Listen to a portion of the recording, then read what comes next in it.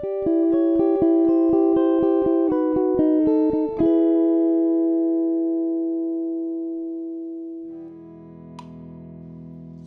mucha fascinación por los árboles genealógicos, el archivo y la memoria.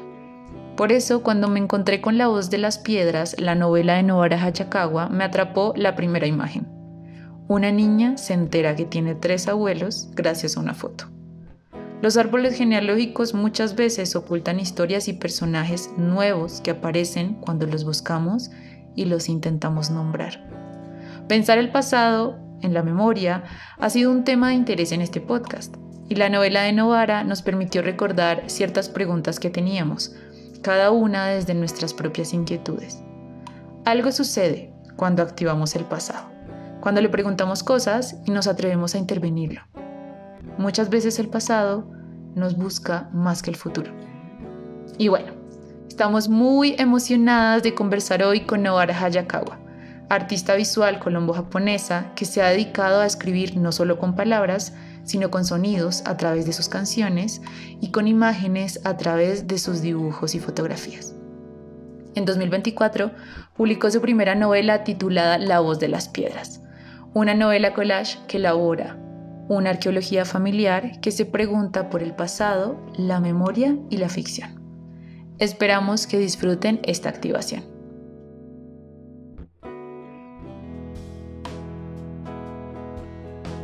Yo soy Alejandra. Y yo Valentina, y esto es Arden los pies. Una casa de historias en donde ponemos el dolor en el centro. Y lo transformamos colectivamente. Bienvenida Nobara a Arden los pies. ¿Cómo estás? Estamos muy emocionadas de tenerte hoy acá. Muchas gracias a ustedes por la invitación. Súper. ¿Cómo estás, Ale? Muy bien, muy emocionada. Muy inspirada también por la invitada que tenemos hoy y por todo el trayecto que hemos recorrido de lejos con ella. Hoy vamos a hacerlo más de cerquita, hoy nos vamos a conectar pues uno a uno, pero muy feliz de que lo que ella nos ha inspirado a nosotras en este tiempo, hoy podamos ponerlo en conversación. Sí. Ale y yo en estos días estuvimos pensando sobre nuestros álbumes familiares y especialmente sobre cómo nos estamos relacionando con el pasado y qué pasa cuando nos acercamos a ese pasado, qué nos está ocurriendo en nuestros cuerpos y como en nuestro pensamiento también. Y pensábamos como en el acto de ver una foto de alguien que no conocemos, que además en tu libro hay una parte donde hablas como de esa orfandad de encontrar fotos que no tienen un álbum o no tienen una pertenencia. Y también nos preguntábamos como, bueno, si eso ya nos despierta curiosidad a pesar de esa orfandad, cuando tenemos un álbum familiar y encontramos conexiones. Hay muchas preguntas que nos empiezan a generar esas fotos y hay como una pulsión por saber qué hay detrás, o por lo menos qué hay detrás, así sea solo de esa foto y de esa historia. Entonces, para iniciar la conversación alrededor de ese cómo nos acercamos al pasado, queríamos que nos contaras qué foto de tu libro te ha generado esa pulsión o te generó como por una primera vez o de pronto en ese impulso de escribir tu libro por saber más de tu pasado. Bueno, yo creo que este libro parte un poco de esa observación del álbum, de la noción de registro y de archivo que tiene una familia con unas imágenes determinadas. Y pues a mí siempre me inquietó, por ejemplo, la cantidad de álbumes que había de mi hermana mayor y de mí solo había uno. O sea, de ella había uno por año, los 6 primeros años, y de mí había uno por mis primeros 6 años, era todo al revés, ¿no? Entonces me parecía muy curiosa esa relación de querer guardar la vida, ¿no? También cuando uno es padre primerizo, pues hace lo mismo, ¿no? Hay 100.000 fotos del bebé y después cada vez van disminuyendo a medida que crece el hijo. Entonces, respondiendo a tu pregunta, hay una foto en particular que es la que elegimos para la cubierta, que es de mi abuela Ivonne. Mi abuela Ivonne es de la que menos se sabe de toda la familia, incluso menos que de los bisabuelos, porque los bisabuelos, como eran prominentes en sus áreas, el famoso poeta, la famosa feminista, entonces había como una trazabilidad en medios, en tesis, artículos, libros de otras personas, novelas, películas, series, hay mucho material sobre estas personas. En cambio sobre Ivonne no se sabía nada. Se sabía, había unas pocas fotos y esta es una de las fotos que a mí más me gustaba por su incongruencia, porque se veía muy grande para tener 13 años, porque tiene cara de japonesa pero tiene un vestido occidental, porque tiene cuerpo de grande pero actitud de niña. Entonces todo me inquietaba en esa foto. Además es una foto de una foto de una foto. Es decir, mi hermana me mandó por WhatsApp una foto de esta imagen que está impresa en un papel, pero en realidad es una impresión de una foto de estudio. Entonces es una imagen que ya ha sido como atravesada por una cantidad de medios hasta llegar acá a volverse un poco un texto, ¿no? Entonces yo creo que es la foto que más me interesaba mirar, y por eso creo que la elegimos para la cubierta. Qué chévere. A mí esa foto la primera vez que la vi, que además está dentro del libro también completa, siempre me causó curiosidad esa línea que está en los pies, hablando de arte en los pies. Wow, Y es como que esas líneas que no hacen parte de la foto, pero que de pronto en el tiempo o de pronto en todo ese proceso que nos cuentas, pues aparecen y a mí me generaban esa división como una curiosidad muy rara. Sí, es un pliegue, claro, es un pliegue del papel fotográfico que cuando se quiebra se va el material y queda blanco. En algún momento alguien la dobló y quedó así, pero quedan los pies cortados. Sí. Y ese corte pues habla de una inmovilidad, de alguien que no puede avanzar o que no tiene digamos un subtexto, la imagen.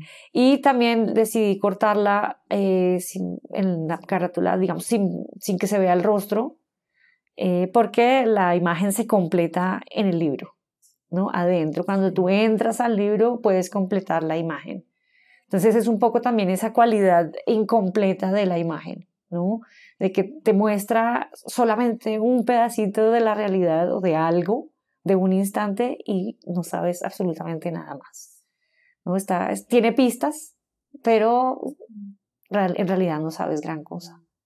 Nosotras nos propusimos hacer el mismo ejercicio que te propusimos a ti, porque sentimos que el tema del álbum, como tú lo mencionabas hace un rato, pues se convierte en depósito de muchas cosas, ¿no? Como un depósito de afectos, un depósito de amor, un depósito de historias, que por supuesto tienen una línea, que tienen un hilo, y que cuando tú la miras, digamos, siendo yo hija, viendo los álbumes de mis papás, de mi hermana, de mi familia en general, pues la dotas de sentido, ¿no? Viéndola y los afectos que eso te transmite. Entonces, la fotico que yo traje, se las muestro y ya se las narraré a nuestra audiencia. Es una foto muy bella en donde está mi papá, mi hermana y mi mamá. Se están abrazando de una manera muy, muy, muy poderosa. Es un abrazo de esos que no ocurren todos los días. Es un abrazo fuerte, como intencionalmente muy fuerte, y ocurre en un espacio que, si ven acá, hay como un símbolo, un espacio que se llama eneagrama. ¿Alguna vez han escuchado eso? ¿Eneagrama? Claro que sí, sí. Bueno, el eneagrama es como un tipo de terapia, como de desarrollo interior, de exploración interior, que sana de muchas formas, y mi familia, muchas personas de mi familia han estado en el eneagrama, que de hecho mi mamá me contó hace poco que hace unos meses se cerró el eneagrama como auténtico en Colombia, no sé por qué, pero esto pasaba mucho en mi familia y la precursora principal de esto fue mi abuela. En este caso, en esta foto que ustedes están viendo, este fue el día que mi papá terminó su eneagrama, que fue una sesión como de 4 días, inmersión profunda, y siempre pasa en estas sesiones que la familia va al último día, ¿no? Entonces mi papá estaba cerrando un proceso muy especial. Mi papá en ese momento estaba sanando algo muy, muy, muy difícil de su vida, y a mí ver esta foto me genera muchas cosas bonitas, porque uno, me hace pensar como había vida antes que yo, porque usualmente pensamos como la vida ocurre cuando yo nací. Claro. Pero qué lindo pensar que mi familia ya existía, ¿sabes? Como que mi hermana ya estaba, que se estaban acompañando en algunos procesos de dolor. ¿Tú no habías nacido? Yo no había nacido. No había nacido. Entonces, qué lindo, me genera como varias preguntas de cómo en ese momento se estaba gestionando el dolor en mi familia a propósito de uno de los temas que nos convoca, que pues que fue muy especial y que siento que en ese abrazo se gesta algo muy importante. ¿Y tú? Sí, sí, también es que es una cosa muy espectacular que me conmueve porque en estas sesiones de Enneagrama mi papá logró como soltar algo muy difícil en su vida y por eso ver esta foto para mí es un hito, porque yo nazco a los pocos años y mi papá conecta mi nacimiento también con esa transformación que él se permitió. Entonces, mira, toda la historia y todo el afecto que hay en una foto, creo que eso fue algo que me inspiró mucho leerte, como la fotografía y sobre todo la fotografía familiar como un ejercicio de muchas cosas, de reivindicación, de historia, de conexión. Hay un archivo ahí muy poderoso. Está hermoso. Y me encanta atrás que hay otra familia o pareja, no sé, abrazándose y es algo que también me genera ver o sea, tus fotos y también que en la página web tuya hay más fotos. Y es las cosas que también pasan alrededor de los que reconocemos y hay otros que no conocemos y hay nuevas preguntas a las que es aún más difícil acceder, pero aparecen y acá hay otras personas también celebrando y después de escucharte es como, ¿qué historia habrá detrás ahí? Qué lindo porque sí, o sea, yo tengo clara la historia de mi familia, pero Exacto. imagínense, por ejemplo, esa otra familia que habría estado pasando en ese momento, ¿no? Claro, es que esto también te abre preguntas acerca de lo colectivo. Digamos que tu padre pudo hacer ese proceso de enneagrama porque había un grupo de gente interesada en hacer el enneagrama. Total. Sí, y esto viene de pues creo que está conectado con la escuela de Gestalt de Claudio Naranjo. Sí. Entonces hace parte como de un interés mucho más grande y más comunitario de sanación también. Que no solo compete a una familia, sino como a un grupo humano, ¿no? O como a una generación también que se hace cargo de los dolores que hereda o de los mismos o de los que recibió en su propia vida, ¿no? Espectacular. Está potente. Bueno, mi fotito, yo la tenía escaneada hablando de procesos de los medios, sí. Y la imprimí, mi impresora tiene problemas, entonces creo unas líneas, hablando de nuevo de líneas. Entonces, bueno, acá te voy a dejar una y acá ella es mi mamá. Es una foto que está en blanco y negro. Ella creció en un pueblo cerca de Chiquinquirá. Y a mí siempre, la primera vez que yo vi esa foto, yo dije, ¿qué es esto? Me generó como una sensación de curiosidad, porque ella está de espalda y está calva, porque la acaban de calviar. Porque además en la casa de mi mamá se creía que si tú nacías con el pelo muy delgado, pues rápenla y le va a crecer frondoso, hermoso, fuerte. ¿Y si pasó? Sí, además mi mamá es ondulada. Mira. Se le onduló, a una amiga le pasó eso, era lisa, la raparon para que se le engrosara el pelo y se le encrespó. Wow. O sea, si eso me pasara lo haría yo, amor, pelo ondulado. Pero entonces ella está de espaldas, está en pijama y está en el patio de la casa, que es una casa que se construyó como a finales del siglo XIX, es una casa muy vieja. Sí. Y es un patio y entonces está el sol y hay dos personas ahí. Está una que está detrás como tapándose el rostro como con un periódico y hay una chancla como del otro lado y hay una cobija colgada porque es la mañana, no sé qué estará pasando. Qué luz tan bella. Sí. Y Es yo una cuando gran la vi, foto. yo le dije, mamá, qué foto tan espectacular, ¿quién la tomó? Ella no se acuerda porque mi abuelo, ella no se acuerda de que mi abuelo haya tenido una cámara, pero no sabe, es el día que todavía no sé quién la tomó, pero siento que toda la escena que está pasando ahí me genera muchas preguntas. ¿Quiénes son las personas que están ahí? ¿Por qué mi mamá se da la espalda? Además, ella está leyendo algo, no sé qué. La otra persona se está cubriendo el rostro, tampoco sé quiénes son, puede ser mis tíos, pero no los reconozco. Entonces sé que es mi mamá, pero al mismo tiempo a veces siento que son otras personas. Y fuera de eso, a mí, cuando era chiquita, mi mamá también me rapó. Yo tengo varias fotos rapadas, Quiero muy brava, verlas. porque yo quería tener el pelo largo, pero mi pelo era muy delgadito, entonces me rapó.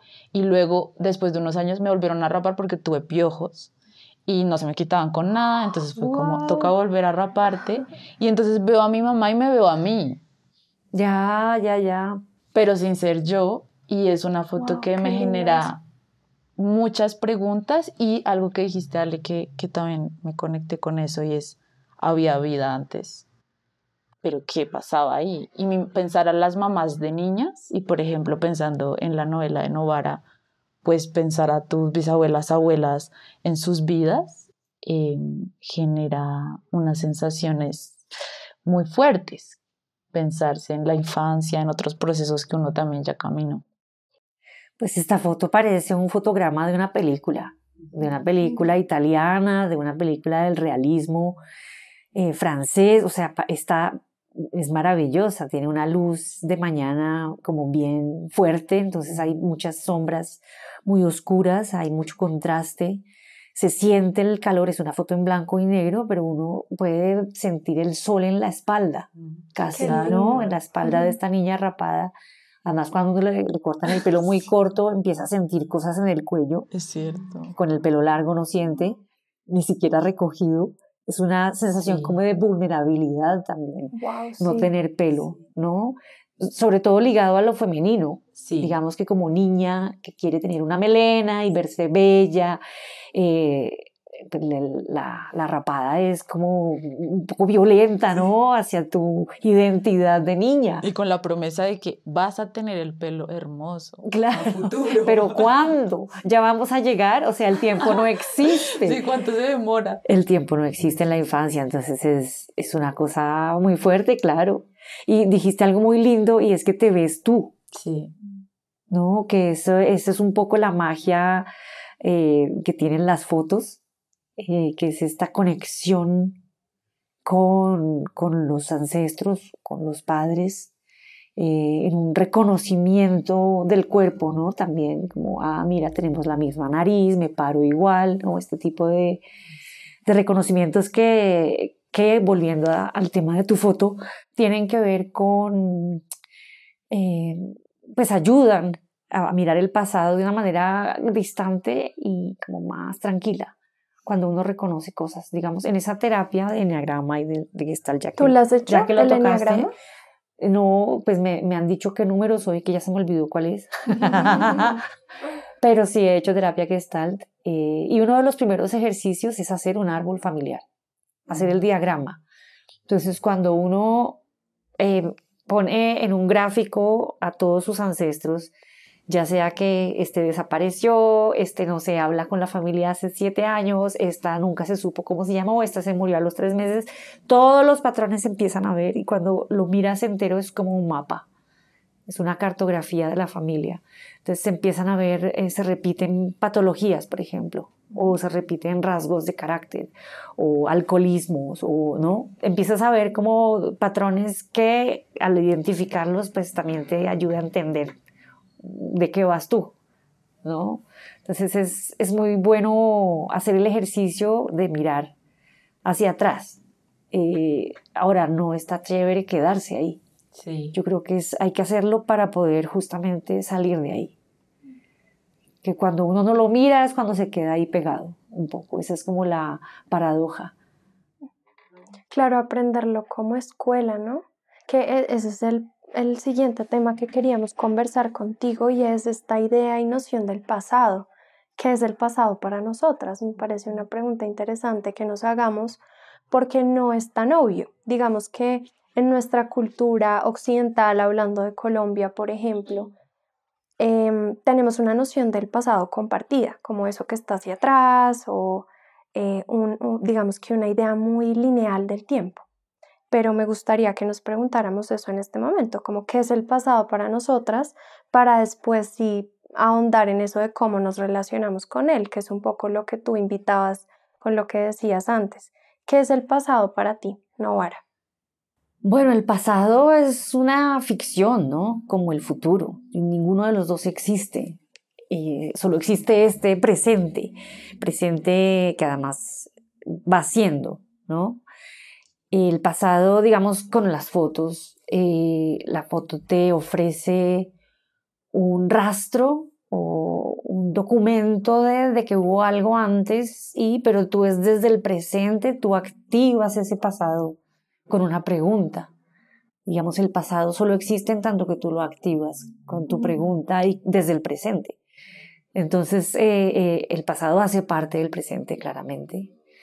Y pues para mí sí, es una cosa completamente imaginaria, a pesar de que existen todos estos archivos y todos estos documentos, que la pregunta también importante hacernos acerca del pasado es ¿quién narra el pasado?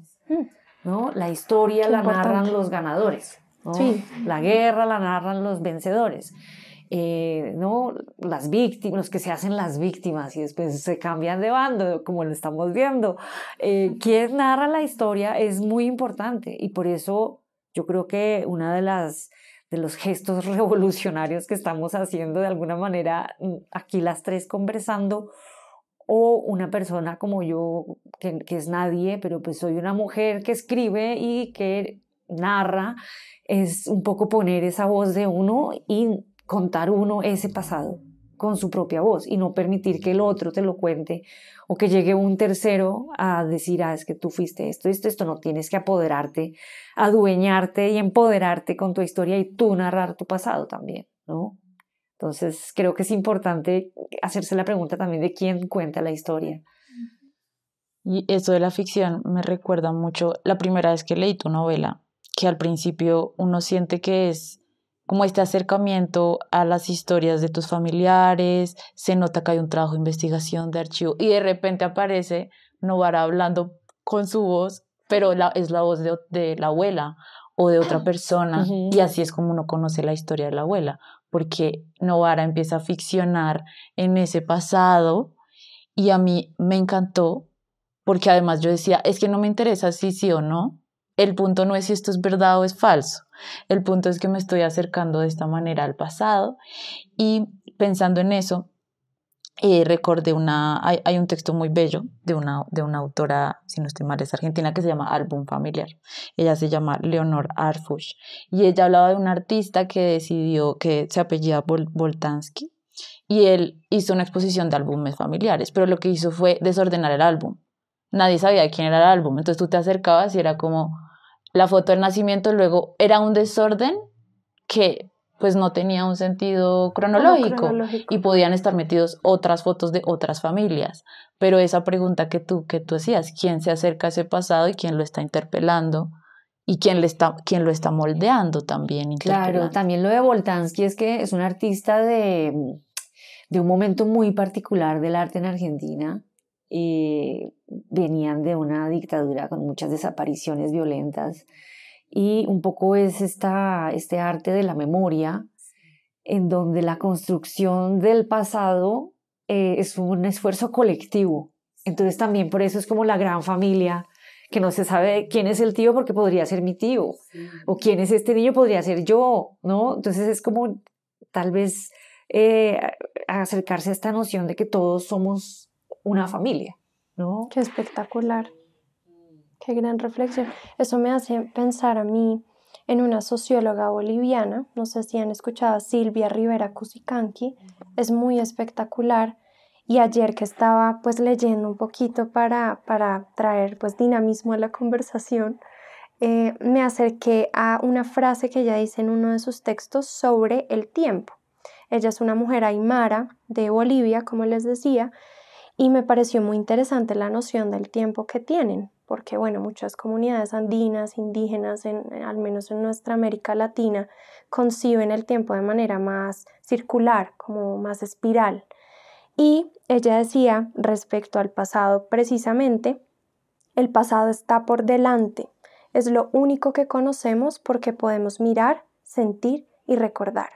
Y el futuro está hacia atrás, porque no podemos verlo y no podemos percibirlo, no podemos conectarnos con él, porque es una ficción, precisamente como tú lo decías. Y me parece bien interesante de esto que ustedes conversaban, la idea de la interpretación del pasado, ¿no? quién lo narra, pero también desde dónde lo narra, como desde qué ideas, desde qué ideologías, nociones, lugares de enunciación. Y eso es bien interesante porque te muestra que el pasado todo el tiempo está siendo reinterpretado. Incluso tu pasado propio chiquito nuclear, todo el tiempo lo filtras desde emociones diferentes, desde flashbacks que se te ocurrieron. Y eso es interesante, ¿no? Sí, es que neuronalmente uno se inventa los recuerdos cada vez que los narra. O sea, cada vez está construyendo de nuevo las relaciones en la cabeza y cada vez está armando otra vez la frase y la historia. Entonces cada vez es una invención, todo es una invención. Por eso tan importante también tener esos espacios de acceso a la memoria, Sí. Porque si no, digamos, pensando, por ejemplo, en el conflicto armado en Colombia, como Claro. si no se nombra, si no aparece, no va a haber una activación de nadie.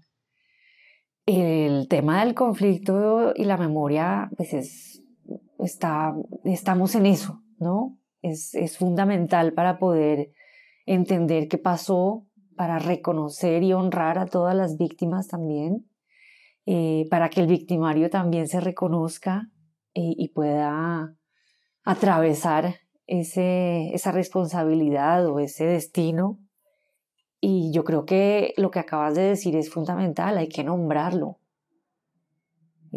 Cuando algo se nombra, existe, empieza a existir, ¿no? Ese es el lenguaje. Y eso también queríamos conversar contigo, es que también hay un poco de dolor cuando uno accede a cierta información que no espera recibir, o que tú te enteres que tu abuela o tu bisabuela pasó por ciertas cosas, o que hizo ciertas cosas, y hay algo de dolor y de unas sensaciones y emociones fuertes. ¿Qué pasa cuando te acercaste a tu pasado con este libro? ¿Qué pasó cuando te enteraste? O no sé si ya lo sabías desde chiquita, cuando tu mamá también te empezó a contar más información. Bueno, pasaron dos cosas. Bueno, pasan, digamos, cuando uno hurga en el pasado, digamos que la vida la memoria está diseñada para que olvidemos. Digamos, si una mujer se acordara cómo duele parir, pues no tendría más de un hijo, es lo que dicen, ¿no? A uno se le olvida todo, se le olvida que no pudo dormir por durante 6 meses, se le olvida todo y vuelve y tiene. Wow, sí. Entonces hay como un diseño muy inteligente del cuerpo de cómo borrar ciertas experiencias para poder seguir adelante. Entonces también, que es el mecanismo del trauma, ¿no? Uno bloquea, olvida para poder seguir adelante. Lo que pasa es que sigue ahí el elefante blanco en el silencio, que se empieza a volver pesado, pesado, pesado. Entonces cuando uno hurga el pasado, volviendo a esto, hay una resistencia, ¿no? En uno mismo y en los demás, ¿no? No mire eso, que eso ya pasó, deje eso así. Ay, pero ¿para qué? Más bien miremos que vamos a cocinar esta noche. ¿Para qué? Más bien pensemos si vamos a ir de vacaciones. ¿Para qué? Deje eso quieto. No moleste a los muertos, ¿no? Uy, sí, esa es una frase bien repetida acá, ¿no? Sí, que es como déjelos en paz, pero en realidad no están en paz porque nadie los ha nombrado, nadie ha reconocido su dolor, nadie ha dicho es que esta persona se perdió y nunca supimos de ella. Entonces, ese nombrarlo es honrarlo también. Entonces, hay que luchar contra la resistencia. Y a mí me pasó que pues me puse a escribir sobre mi bisabuela y vi pues como toda esta lucha de esta señora hace 100 años con esa claridad. Imagínate. A los 19 años dijo, pues no me caso y si me casan pues me escapo. Y yo en ese momento pues casada con un bebé, yo dije, ¿yo qué estoy haciendo? Entonces ella me empezó a interpelar a mí y a decirme, ¿y usted cómo está viviendo? ¿Qué clase de mujer es usted 100 años después? ¿No? Y pues fue muy fuerte porque yo no me acordaba, había bloqueado mis recuerdos de mi primer matrimonio en Chile. Yo como que después me fui a estudiar a Japón, entonces Japón borró Chile y quedó enterrado allá en el olvido. Y cuando empecé a escribir sobre mi bisabuela 10 años, 15 años después, me empecé a acordar. Salió como por un lado que no me esperaba y por eso está tan presente en el libro, porque es como un diálogo con mi bisabuela. Como ella me dice, bueno, yo hacía esto, ¿usted qué estaba haciendo? No, yo estaba cocinando, estaba lavando medias, ¿no? Entonces, eso sucede que el pasado te interpela, te habla, te pregunta también cosas y pues uno se ve obligado a mirar cómo las responde también, ¿no? Y la resistencia, pues a veces hay que dejarla y a veces hay que lucharla. Yo creo que uno va viendo de manera intuitiva dónde pelea y dónde no. Sí, es cierto. Me llama mucho la atención esto que dices de que a uno se le olvida todo y estaba pensando cómo al cuerpo no se le olvida. Digamos, a la mente sí. O sea, ya hemos hablado de ficciones, de interpretaciones, de cómo tu lugar en el mundo hace que tú veas el mundo de una u otra forma, pero como el pasado busca formas de vivir, ya hemos hablado de fotografía, de registro, de archivo, pero uno de esos territorios donde vive el pasado es el cuerpo. Y eso me parece un mundo espectacular que siento que tú también has explorado, pues de lo que te he leído y los acercamientos que he tenido hacia ti. Y claro, como que te empiezas a dar cuenta de cómo hay un montón de memorias ancladas en el cuerpo que te pertenecen, pero que en últimas también son unas herencias generacionales súper amplias. Y que puedes entregar. O sea, eso que está escrito en uno lo puede entregar y decir, bueno, esto le pasó a usted, pero a mí no. Exacto. Todo se lo devuelvo, ¿no? Exacto. Sí. Pero para eso hay que leerlo también. Sí. Es muy fuerte lo que dijiste porque realmente sí hay una memoria corporal. No solo hablamos en términos de genética, sino como de los mandatos familiares, ¿no? De esas ideas, esas lealtades que uno tiene con sus padres o con los abuelos, o con uno de cómo debe ser la vida, de cómo deben portarse las mujeres, o de qué se debe hacer con el pasado, ¿no? O con el dinero, o con las relaciones de amor. Entonces todas estas cosas están escritas de alguna manera como un manual en los huesos y uno tiene que poder reconocerlo para saber si lo va a seguir o no. Yo continúo con esta carrera de relevos y entrego el testigo o corto el ciclo y digo, no, pues yo no voy a hacerlo. Pero si no eres consciente de que lo estás haciendo, pues no lo vas a ahí poder va a hacer. vivir y ahí Sí. va a vivir por siempre. Y eso, nosotras con Ale hablábamos mucho, cuando yo estaba leyendo tu novela, yo le dije, Ale, acá hay una parte que para mí es constelaciones. No sé si has escuchado las constelaciones. Claro, sí. En esa época, Ale y yo estábamos teniendo muchas conversaciones alrededor de eso y pensábamos mucho, porque bueno, las constelaciones pues sí tienen una interpretación también del psicoanálisis, pero también veíamos qué es eso, como cómo estamos leyendo el pasado y cómo nos estamos acercando.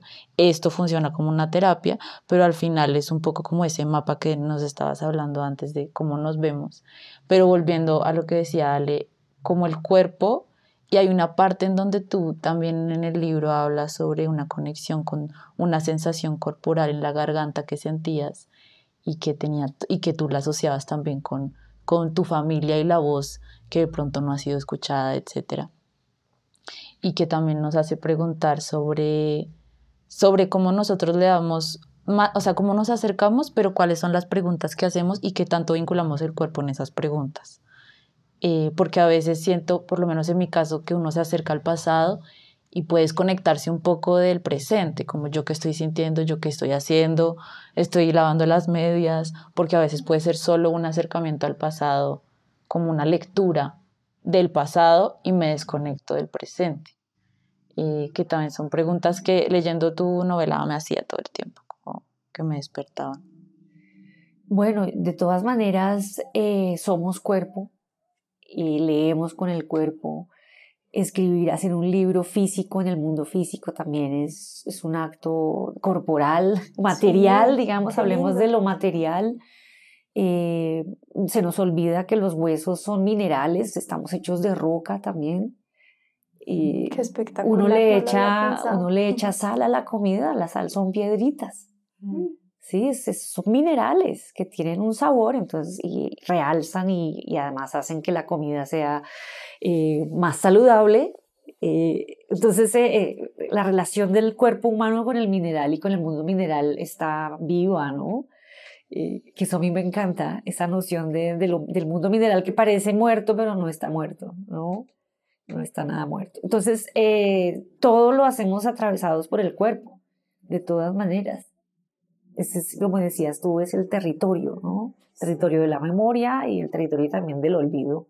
Exacto, exacto. Sí, pues una de las historias que compartíamos con Vale y que pues le encontré mucha conexión con tu historia de la garganta, que quería traer acá a la mesa, es que yo hace un par de años, como unos 3 años más o menos, hice una terapia de constelaciones familiares. Fue mi primer acercamiento a constelaciones gracias a mi hermana, porque mi hermana desde muy pequeña, yo siento que ella ha sido súper evolucionada espiritualmente y nos ha invitado mucho a esa evolución también.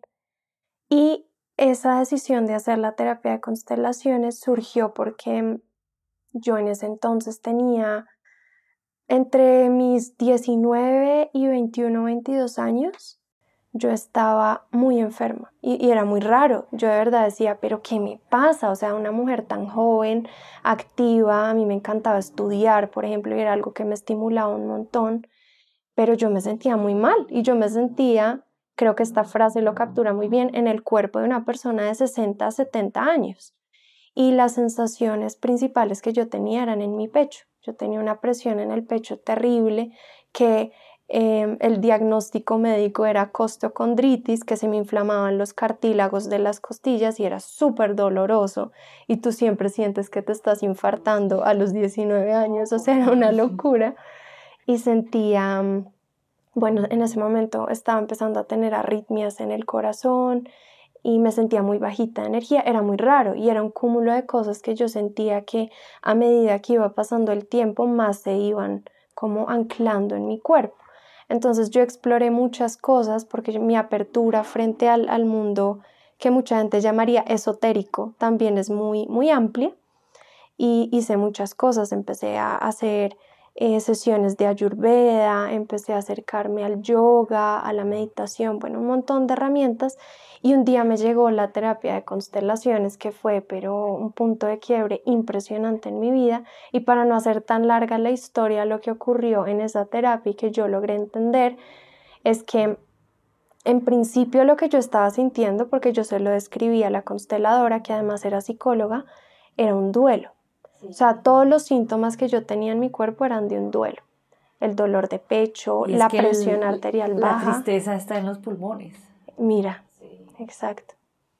Entonces, yo en ese momento entendí que yo estaba viviendo un duelo que no era mío. Y con esa exploración entendí que ese duelo era el que mi abuela materna, mi abuela Inés, no pudo hacer porque ella perdió a su esposo, o sea, el papá de mi mamá, como a los 20 y tantos años, un poco al mismo tiempo que yo estaba empezando a sentir esto en mi cuerpo. Mi abuelo falleció en un accidente súper trágico, mi mamá quedó pues sin papá como a los 3, 4 años, entonces yo fui la primera generación que nació sin que ese duelo haya sido tramitado.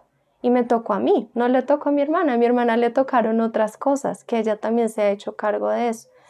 Pero en constelaciones fue muy poderoso entender eso, sanarlo, integrar a mi abuelo que nunca conocí, mi abuelo Jaime, y ahora mi abuelo es parte activa de mi vida y es espectacular. Y años después me siento súper del cuerpo, es como si nunca me hubiera pasado. Entonces por eso traía a colación eso, como eso también es quitarte la memoria que estaba tan aferrada en el cuerpo y reivindicarla diferente. Y además estás haciendo como un trabajo con todo tu linaje, o sea, estás sanando hacia atrás. Exacto. Que es un gran trabajo. Sí, lo es. No, por eso te decimos que nos conectamos mucho contigo, porque eso trasciende el texto en sí mismo, como que sentimos que hay unos afectos que viven en tu libro y en tus obras tan espectaculares que nosotras decimos, esa conexión trasciende y es hermosa. Y eso que dices, Ale, hablando con Ale también decíamos como, ¿cuáles son los límites del cuerpo? Porque está el cuerpo de tu abuelo que murió, pero esos límites del cuerpo después de la vida, como igual te llegan a permear desde donde sea. En tu caso, pues tuviste este proceso desde constelaciones y tu sensación, pero sí me abre muchas preguntas de la vida y del cuerpo de los otros, y que al final el archivo, el trabajo con el pasado, tiene mucho que ver con replantearnos el cuerpo como algo que se quedó, sino es algo que se puede traer en palabras. y que también genera muchos retos también en términos, como lo hablabas, Novara, sobre la comunidad. Por ejemplo, pensaba mucho en las desapariciones y hoy en día se habla mucho del archivo de los huesos Sí. y cómo, claro, son cuerpos desaparecidos, además ni siquiera son cuerpos que estén en algún lugar, pero cómo desde preguntarnos por el pasado, volver, investigar, pues esos cuerpos pueden traerse y pueden aparecer desde otras perspectivas. Y hay un texto que quería pues traerlo hoy aquí, que es de un autor que se llama Javier Guerrero y tiene un libro que se llama Escribir después de morir, Archivos del más allá. Y yo cuando escuché lo que él proponía, me impresionó mucho porque sí hablaba como ese después de la vida, qué pasa con los archivos y la muerte. Y quería traer acá una cita porque me pareció muy poderoso también para pensar en términos de comunidad y de diálogo con otras personas. Y él decía, la escritura no es un oficio solitario, necesita de muchos cuerpos, de muchas manos para expandir su cuerpo. Escribir siempre necesita una comunidad. Volver después de morir necesita un cardumen de dedos para renacer. Y a mí esa frase me conmovió mucho porque siempre yo creo que todos tenemos a muchos en el pasado y sentir que podemos conversar, sentir que podemos romper esa perspectiva de la muerte, verla desde otra perspectiva, alivia un poco. Qué bello, sí. Además, yo creo que hay una cosa muy importante que él menciona ahí, que mencionas en esa cita tan bella, y es hablando de la escritura puramente, es como la desaparición de este autor, el autor genio, solitario. Exacto. ¿No? Este genio que se va al bosque y hace una novela sobre y hombre, se vuelve bestseller. Y es una especie de genio tocado por los dioses, pero resulta que no, que toda escritura es colectiva, todos bebemos de lo que hemos leído, todo lo que hemos leído influye en lo que escribimos, querámoslo o no, existe el canon, existe la historia, existe, digamos, no hay nada de malo en reconocer que venimos de unas escuelas de pensamiento y de escritura, pero también existen esas voces que están afuera de lo académico o de lo histórico, que está como en la anécdota de la tía o en el chiste del primo o como en estas voces que no son reconocidas como importantes o qué sé yo, Sí. pero que hacen parte de la canción, ¿no? Son otro instrumento de la orquesta. Entonces, la otra cosa que quería recoger de lo anterior que habíamos dicho es con respecto a los desaparecidos. Es que no me acuerdo ahorita, porque así es la memoria, de dónde fue ni quién lo narra, pero ahí había unas personas en Colombia que encontraban muchos cuerpos en la época más álgida de la violencia que traía el río, o cuerpos que encontraban en fosas, en Enes. Nadie, no se sabía quién era. Entonces los recogían, los enterraban y les ponían nombre. Wow. Que eso a mí me conmovió muchísimo porque era como devolverles la humanidad. Dignificar. Y devolverles el cuerpo y devolverles un poco un alma a esta cosa que estaba en el olvido, desarraigada, o sea, sin doliente, ¿no? Entonces iban y los lloraban de alguna manera también como colectivo, ¿no? Como pueblo humano o como familia humana, decir, tú eras uno de los nuestros y te llamabas, yo decido que te llamabas Pedro, te llamabas, ¿no? Entonces hay una belleza ahí también en este reescribir el pasado y honrar a estos que se fueron y que ya no son nada, pero que siguen estando en nosotros, porque somos todos parte de un solo cuerpo, ¿no? Entonces esos cuerpos colectivos somos todos, ¿no? Todos tenemos un pedacito de alguien, ya sean tus ancestros directos o tus hermanos en la raza humana, ¿no? Yo creo que eso también nos invita mucho a pensar en la importancia de conocer el pasado, no solo nuclear, digamos, genealógico de lo que nos antecede, sino de los territorios que habitamos. Y yo creo que eso es una urgencia pensando, por ejemplo, en territorios como Colombia o América Latina, que tienen una historia compartida también dura y que si tú no conoces eso, por ejemplo, si tú no conoces y no te acercas al hecho de que fue una región violentamente colonizada por mucho tiempo y en donde se eliminaron del mapa personas y culturas, ideologías, religiones, pues no terminas de entender por qué las cosas funcionan hoy como funcionan. Y un ejemplo muy claro que se me ocurre es la clásica división que tenemos hoy en día de los países desarrollados y los países subdesarrollados, como si eso fuera algo fortuito. Pero resulta que no lo es, resulta que el hecho de que llamemos subdesarrollados a estos países tiene una historia de violencia, de extracción, de expropiación detrás, ¿no? Sí, la mina, la cantera, los esclavos, todo. Exacto. Y ahí quería preguntarte, porque esto me parece también fascinante de tu identidad, el tema con Japón, en muchos sentidos, como yo alguna vez te escuchaba en una entrevista diciendo algo muy poderoso, que tu casa era el español. Sí. Porque tú sentías también hay un tema identitario complejo, y es que no me lo imagino. Claro. Pero quiero preguntarte un poco como por tu conexión con eso, como el pasado, claro, nuclear japonés, pero con el territorio de Japón, si lo identificas de alguna forma, si te interpela. Sí, bueno, eso es un tema largo.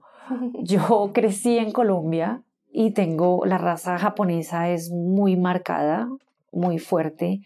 Digamos, estoy claramente racializada, entonces yo era la china del colegio. En esa época, pues China-Japón era la misma cosa, sí, da la vuelta y pon, ¿no? Todavía. Sí, entonces era un ruido que estaba todo el tiempo ahí, ¿no? Como tú no eres como nosotros, tú no eres como nosotros. Pero pues yo vivía en la misma ciudad, me iba a la misma ruta, iba a las mismas clases, o sea, como así que no soy como ustedes, tengo el mismo uniforme, ¿no? También quiero ser niña, ¿no? Sí. Pero no, es que usted es china. Entonces, ¿qué significa eso? Entonces siempre era como un interrogante y un dolor, de alguna manera. Cuando nos encontrábamos con otros japoneses de la colonia, que en esa época había más, en Bogotá, a mí me parecía súper chocante. No me gustaba verme en los otros, no me gustaba ver a otros asiáticos hablando en bogotano. Me parecía, pues estaba acostumbrada a mis padres hablando con acento normal, ¿no? Pero ver a unos chinos iguales a uno hablando en el bogotano más callejero era muy chocante. Era como, yo no soy así, yo me veo así. Uy, no, qué oso. Me parecía horrible, horrible, horrible. Y sufría porque además, pues, a la hora de bailar salsa o de no, yo era un poco más tiesa, a mí me gustaba más la música electrónica, era más como emo, otro carácter, siempre como diferente. Y solamente cuando me fui a vivir a Japón y aprendí a hablar japonés y viví entre japoneses, dije, hombre, pero es que yo soy de acá. O sea, todo es familiar, todo es a mi escala, los pantalones todos me quedan. Puedo coger la varilla del tren en vez de estar colgada de esos buses que se llamaban ejecutivos, que eran altísimos. No sé, había como un tema corporal, fíjate, claro, en el que me sentía en casa, ¿no? Los olores, la comida, todo era familiar y todo era como natural, de cierta manera. Pero como crecía en español, entonces había ya también una barrera con este mundo. Entonces no era ni de un lugar ni del otro. Y luego pues abracé esta doble identidad y decidí que más bien era de los dos, ¿no? Porque alguien me preguntó, oiga, están jugando Japón contra Colombia, ¿usted por quién va? Y yo dije, no, pues cualquiera que gane, gano yo. No importa quién gane. Y ahí fue como que le di la vuelta a este complejo que era una fuente de dolor, le di la vuelta y dije, no, pues más bien miremoslo como una ventaja. Y ahora pues como el mundo ha cambiado tanto y ha habido tantas migraciones y va a seguir habiendo cada vez más con el cambio climático, ya cada vez va a haber más gente en ningún lugar, ¿no? Y ahora hay segundas, terceras, cuartas generaciones de latinoamericanos en Estados Unidos, de padres que pues, los abuelos se quejan de que no hablan español, ¿no? Sí. Y uno los ve y son los más colombianos de todos, pero hablan así, entonces pues, uno no entiende y a la vez pues sí está clarísimo. O que se niegan a hablarlo. Eso es muy natural de los hijos de los inmigrantes. Uno Sí, quiere claro. hablar lo que se habla en el contexto. Claro. O si no, no conectas. Es que es el idioma el que te conecta con el lugar. Es la lengua es todo. Entonces por eso digo que es mi casa. Porque es donde soy yo, ¿no?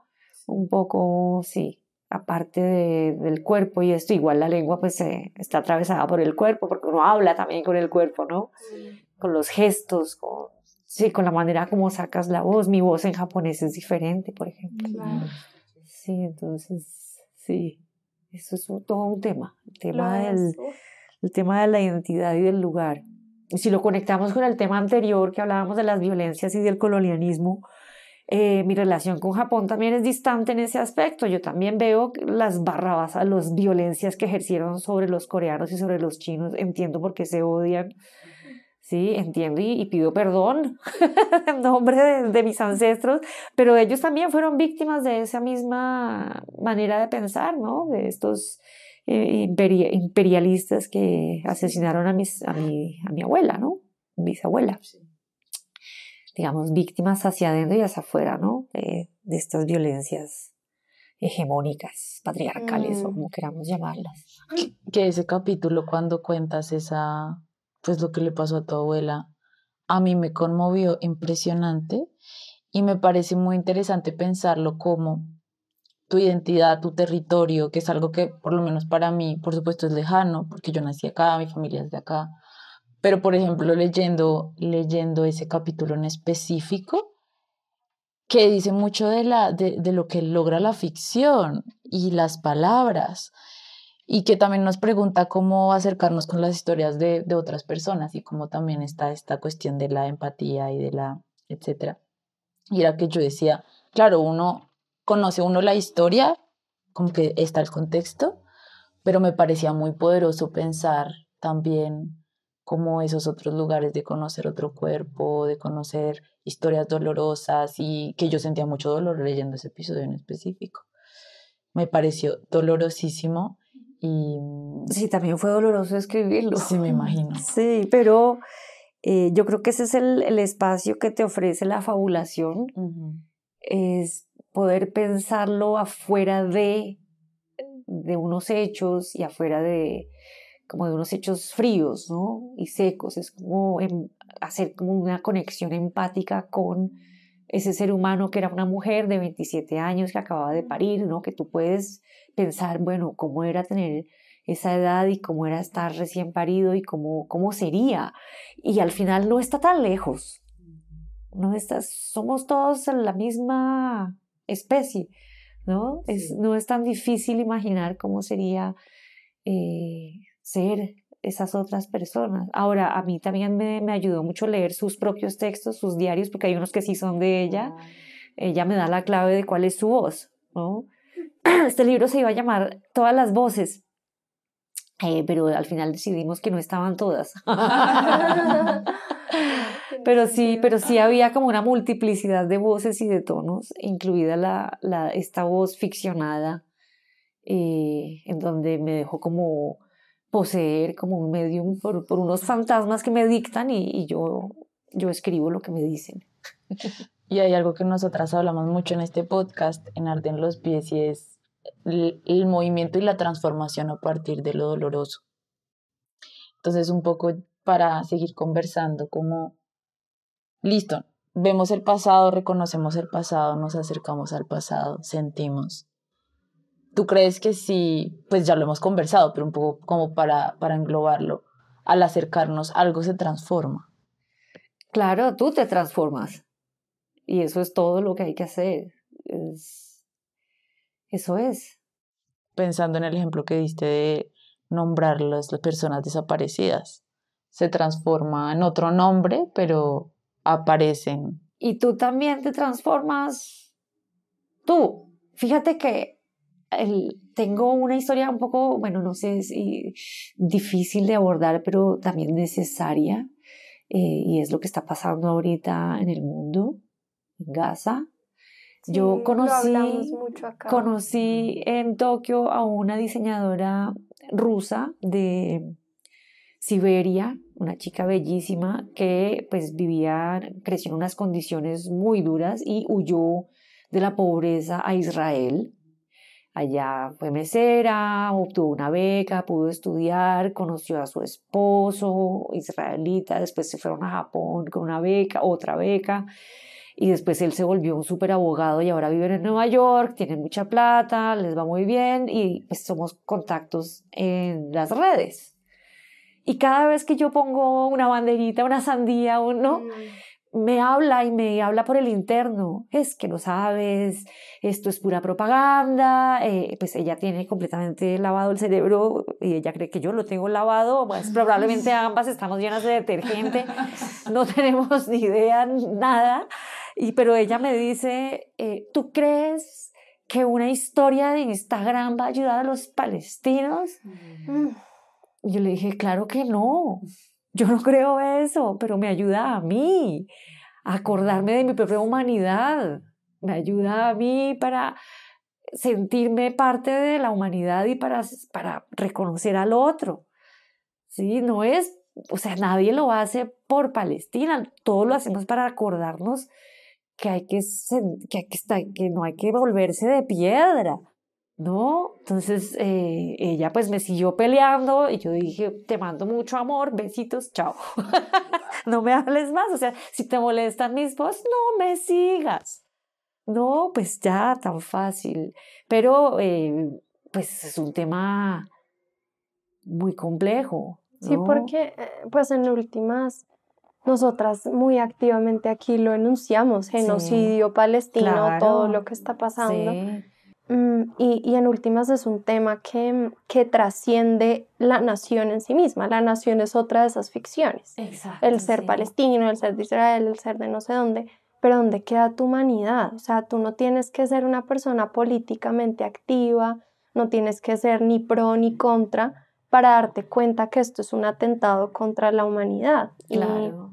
Y en nuestro primer episodio, que ojalá lo escuches si te guste, hablamos mucho de eso, y una de las analogías que hacíamos a propósito de los pies que arden es: yo piso un suelo que, hablando inmediatamente, es un suelo bogotano, colombiano, pero si lo vas escalando es un suelo tierra, y es un suelo que, porque en otro lado está ardiendo, mis pies también lo sienten. Y eso es muy importante, como recordarse esa humanidad todo el tiempo. Sí, hay eso me encanta que lo digas porque también lo había hablado con alguna amiga alguna vez y es esto que está pasando al otro lado, está pasando acá también, a un nivel tal vez subatómico que no entendemos. Todos estamos tristes y todos estamos con miedo. ¿Por qué? Porque está pasando una cosa horrible en nuestra familia humana. Sí, y estamos todos conectados, entonces a todos nos duele, como no nos va a doler, ¿no? Pero pues más allá de esta noción un poco, bueno, poética también de lo humano, somos parte del sur global, o sea, además somos mujeres, o sea, estamos del lado de las víctimas siempre, pues porque siempre nos ha tocado estar ahí, entonces ¿cómo no vamos a reconocer el dolor del otro que es como uno, que es moreno, ¿no? Que no es rubio y azul, sino que Exacto. tiene otra raza, ¿no? Que tiene los ojos aceitunados, y es lo mismo en todos los genocidios del planeta, pues es el sur global el que está siendo masacrado siempre. Sí. Y de nuevo también, como lo que decía tu amiga, como de qué sirve que publiques una sandía en redes, y es algo que nosotras también en un capítulo lo hablamos sobre difusión, activismo y como todo esto, pero como en la cotidianidad pasa todo lo político, en la cotidianidad. Y volviendo a lo escrito, a la palabra, pues como más. Es decir, claro, uno hace lo que puede con lo que tiene también, voy ¿no? a poner una palabra, voy a poner una bandera, voy a decir en un podcast lo que sea que necesite decir, y claro, yo no estoy haciendo nada, yo salgo de aquí a mi casa, no pasó nada, pero como más, igual como nos acercamos al pasado, igual como tienes que escribir y ficcionar sobre tu pasado, pues como hablamos de lo que está pasando en el presente. Sí, es una gota en el mar, pero Sí. pues el mar está hecho de gotas también, ¿no? Y bueno. Qué lindo. Pues ya para cerrar queremos hacerte una gran pregunta que es hermosa. Siempre resultan cosas espectaculares. Y es, a propósito de nuestro nombre, del podcast, ¿qué significa para ti que ardan los pies? ¿Qué imagen te trae eso? ¿Qué te genera? ¿Cómo te interpela Yo esa? quería preguntarles a ustedes de dónde salía el nombre. Yo pienso en este... Hay dos lecturas del ardor, ¿no? Hay un ardor que tiene que ver con el dolor, con la enfermedad, con una patología, con una cosa difícil, pero hay un ardor que es el que está más cercano al fervor, ¿no? Que hay una cosa como de este deseo ardiente, ¿no? Hay una cosa ahí que es una fuerza, de todas maneras es una fuerza. Y si lo que te arden son los pies, hay que andar, ¿no? Hay que moverse, yo creo. Sí, pues muchas gracias por invitarme. Me encanta. Gracias a ti, Nora. Qué bonita conversación y pues oiré todos los episodios. Gracias, qué honor tenerte en esta casita de historias. Muchas gracias a ustedes. Creo que va a ser un muy bonito podcast, un bonito camino. Gracias. Qué lindo que lo acompañes. Gracias por invitarme. Y ahí dejaremos tus redes, tu página por si quieren mirar más del álbum familiar de Novara, que tiene cosas espectaculares. Y no solo álbum, muchas cosas sí, más espectaculares. De todo. Pues muchas gracias. Gracias. Espero que nos sigamos hablando por ahí. Claro que sí.